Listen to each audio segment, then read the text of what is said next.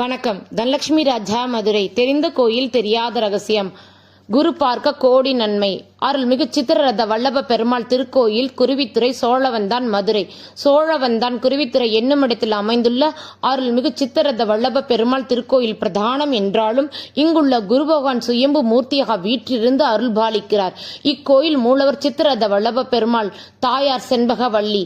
காஞ்சிபுரத்தில் அத்திவரதர் எப்படி அத்திமரத்தில் ஆன மூலவர் சிற்பமாக வரதராஜ பெருமாள் காட்சி அளிப்பதைப் போல இங்குள்ள சித்திரரத வல்லப பெருமாள் சந்தன மரச்சிலையான மூலவர் அற்புதமாக நின்ற நிலையில் காட்சி அளிக்கிறார் என்பது தனிச்சிறப்பு.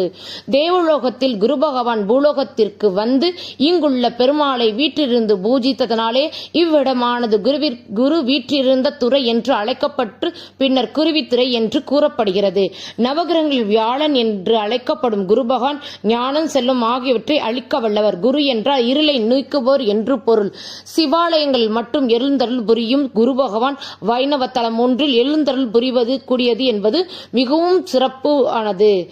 ஒரு சமயம் குரு பகவான் மகன் கசன் மிருத சஞ்சீவி மந்திரம் கற்க அசுரலோகம் சென்றவன் வெகு நாட்களாயும் திரும்பாதினால் நாரதிடம் கேட்க தன் ஞான திருஷ்டியில் அசுரர்கள் கசனுக்கு ஏற்பட்ட இன்னல் நீக்க பூலோகம் சென்று வைகை கரையில் ஸ்ரீமத் நாராயண நோக்கி தவம் செய்யுமாறு நாரதர் கூறி, நாராயணே உங்கள் இன்னல்களை தீர்ப்பார் என்றார்.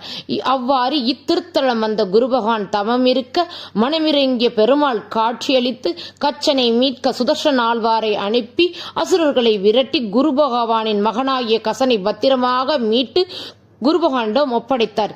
இத்தலத்தில் பெருமாள் சித்திரங்களால் வரையப்பட்ட ரதத்தில் ஒன்றில் ஸ்ரீதேவி மற்றும் பூதேவியுடன் காட்சி கொடுத்ததனாலேயே இங்கு சித்திரரத வல்லப பெருமாள் என்ற திருநாமத்தை சூட்டியவரே குரு பகவான் ஆவார். குரு பகவானுக்கு சித்திரை மாதம் சித்திரை நட்சத்திர பெருமாள் தனக்கு தரிசனம் தந்து தனது குறையை நீக்கியதைப் போலவே இங்கு இருந்து பக்தர்களுக்கு குறை நீக்கி அருள்புரிய வேண்டும் என குரு பகவான் பிரார்த்தனைக்கு இணங்கி இங்கு வரும் பக்தர்களுக்கு தங்களின் குறை நீக்கி சகல செல்வங்களையும் தர வல்லப பெருமாளாக விளங்குகிறார் என்பது ஐதீகம்.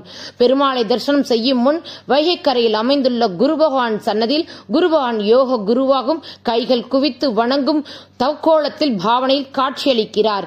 இவருடன் சக்கரத்தால் அற்புதமாக சுயம்பு லிங்கமாகவும் காட்சியளிக்கிறார். இக்கோயிலில் 12 ஆழ்வார்களும் ஒன்று சேர ஒரே கோயில் வீற்றிருப்பது எக்கோயிலும் காணப்படாத காட்சி என்பது சிறப்பு. குரு பகவான் யோக குருவாக இங்கு காட்சியளிப்பதால் குரு பெயர்ச்சியின் போது இங்கு மிகவும் பிரசித்தியாக யாகங்கள், தோஷ பரிகாரங்கள் ஆகியவற்றிற்கு பூஜைகள் வெகு விமர்சையாக கொண்டாடப்படுகிறது. மற்றும் இங்கு சித்திர நட்சத்திரத்தையுடைய பக்தர்கள் சித்திரரத வல்லப பெருமாளையும் குரு பகவானையும் வணங்கி திருமண தடை, தொழில் தடை, குழந்தை பேறு ஆகியவற்றை பெற்று